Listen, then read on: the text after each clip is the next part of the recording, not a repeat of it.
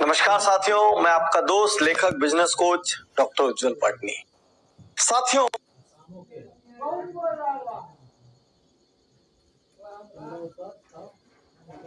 किसी भी business owner का सबसे फेवरेट शब्द क्या होता है? चाहे बिजनेस ओनर हो, चाहे प्रोफेशनल हो, चाहे सर्विस प्रोवाइडर हो, कोई एंटरप्रेन्योर, उसका सबसे प्रिय शब्द क्या है जो उसकी गर्लफ्रेंड की आवाज से भी ज्यादा मधुर है, जो उसके सबसे प्रिय सिंगर की आवाज से भी ज्यादा मधुर है, जो प्रकृति, हवा, पानी, नदी, झरने, नाले, पहाड़, इनकी आवाजों से भी ज्यादा मधुर है? वो दुनिया की सबसे मधुरतम आवाज इंडिया से लेकर अमेरिका तक, अफ्रीका से लेकर दुनिया के किसी भी कोने तक सबसे मधुर शब्द है सेल्स, सेल्स और सेल्स। सेल्स से बड़ा आनंद किसी बिजनेस ओनर के लिए और कुछ नहीं। तो साथियों, क्या सेल्स बढ़ाई जा सकती है? तो आप कहेंगे सर इसी के लिए तो बैठे हैं, क्या उसको अगले लेवल पर ले जाया जा सकता है? आप बोलेंगे बताइए ना कैसे। यदि मैं ये कहूं कि प्रोडक्ट फ्री में बांट दो, आप बोलेंगे ये क्या सेल हुई सर, ये तो नुकसान हो गया। मैं बोलूंगा लागत से कम मूल्य पे बेच दो, आप बोलेंगे क्या बात कर रहे सर, दिवालिया कराएंगे क्या? लेकिन यदि मैं आपको कहूं कि नहीं, प्रोडक्ट की कॉस्ट भी कम नहीं करना है, कोई नया इंफ्रास्ट्रक्चर भी खड़ा नहीं करना है, बहुत सारी रेंज भी नहीं बढ़ाना है, बहुत सारी मार्केटिंग और एडवर्टीजमेंट भी नहीं करना है, चलो सारे खर्चे आप पे छोड़ा, आपको करना है कि नहीं करना वो आप तय करना।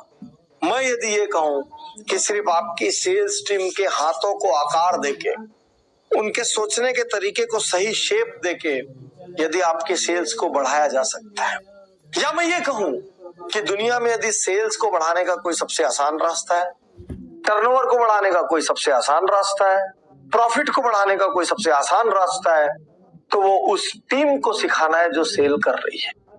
कभी आप सोच के देखिए, एक कपड़े की दुकान, एक ज्वेलरी का स्टोर, एक साइकिल की एजेंसी, एक कार की डीलरशिप, आप वैरायटी ऑफ बिजनेसेस में सोच के देखिए, ऐसा क्यों होता है कि same product, same rate, same terms और कंडीशन के भीतर एक एम्प्लॉय बहुत अच्छा परफॉर्म करता है और एक एम्प्लॉय ठन ठन गोपाल होना रहता है?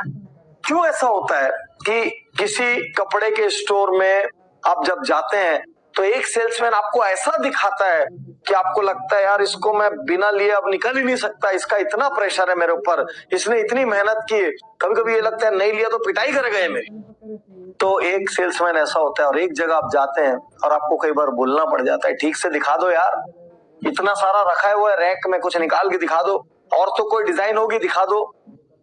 Same store, same MRP, same fix terms, prices, policies के भीतर एक सेल्समैन परफॉर्म करता है, एक सेल्समैन नहीं करता है। सेम इंफ्रास्ट्रक्चर, सेम दीवार, सेम छत, सेम जमीन, सेम कुर्सी, same table, same ambience, same AC, same चाय नाश्ता की व्यवस्था के बीच किसी कंपनी का कोई सेल्स मैनेजर सेल्स क्लिक कर देता है, कोई नहीं करता। किसी रिटेलर का कोई सेल्समैन सेल्स क्लिक कर देता है, कोई नहीं करता। इसका मतलब ना कंपनी में दोष है, ना प्रोडक्ट में दोष है, ना मार्केटिंग में दोष है, ना प्रमोशन में दोष है। ठीक है, उनको भी इंप्रूव करना होगा, लेकिन वो बात की बात है यदि समान परिस्थिति में एक आदमी ज्यादा बेच रहा है और एक आदमी कम बेच रहा है, इसका मतलब उस ज्यादा बेचने वाले आदमी में कुछ तो ज्यादा है और उस कम बेचने वाले आदमी में कुछ तो कम है। वो एक्स्ट्रा सेल देने वाला आदमी कुछ तो एक्स्ट्रा डाल रहा है और जो ऑर्डिनरी बैठा है उसने इस एक्स्ट्रा वर्ड को हटा दिया है, इसलिए वो एक्स्ट्रा ऑर्डिनरी की जगह खाली ऑर्डिनरी रह गया है। तो साथियों, क्या सेल सीखी जा सकती है? तो बहुत आनंद में आ जाइए और पहले अपने आसपास के सारे डिस्ट्रैक्शन को बंद कर दीजिए। यदि आपका 4 इंची का यंत्र बाजू में चालू है जिसको अभी आप बीच बीच में ईयरफोन हटा के फिर से सुनने जा रहे हैं, तो उस यंत्र को सबसे पहले बंद करिए। सेल्स का सबसे बड़ा दुश्मन वही यंत्र। और पूरी ताकत से, पूरी ध्यान से मेरी बात सुनिए। एक और बात, इस भ्रम में मत रहना कि एक आईडी मैं ले लूं और एक आईडी लेके ये कोर्स मैं देख लूं, फिर किसी और को दिखा दूं, फिर किसी और को दिखा दूं।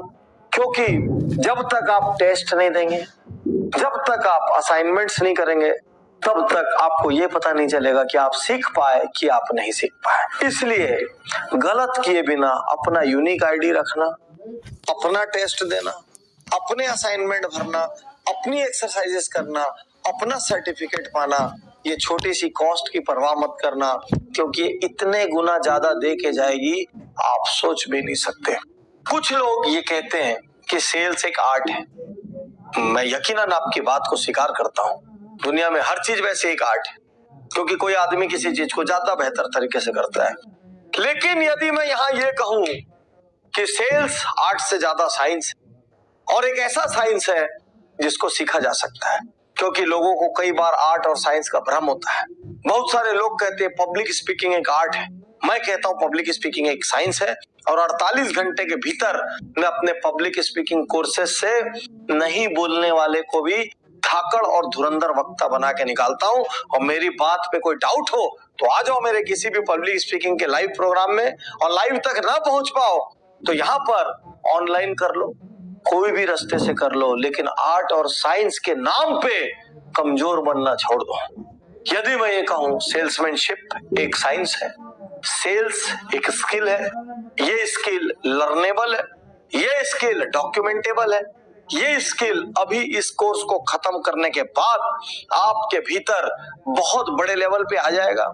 यदि आप कल सुबह से नए तरीके से सेल्स करने लग जाएंगे, यदि आपको ये सब सुनते हुए मन में जरा भी डाउट आ रहा हो कि नहीं ये कैसे हो सकता है, तो चुपचाप पूरे समर्पण के साथ जो मैं कराने जा रहा हूं उसको करते चले जाइए, उसको सीखते चले जाइए, और आप देखेंगे आपके और आपकी टीम की सेल्समैनशिप की स्किल में, उससे पैदा होने वाले टर्नओवर में और उससे पैदा होने वाले प्रॉफिट में क्रांतिकारी परिवर्तन आया है।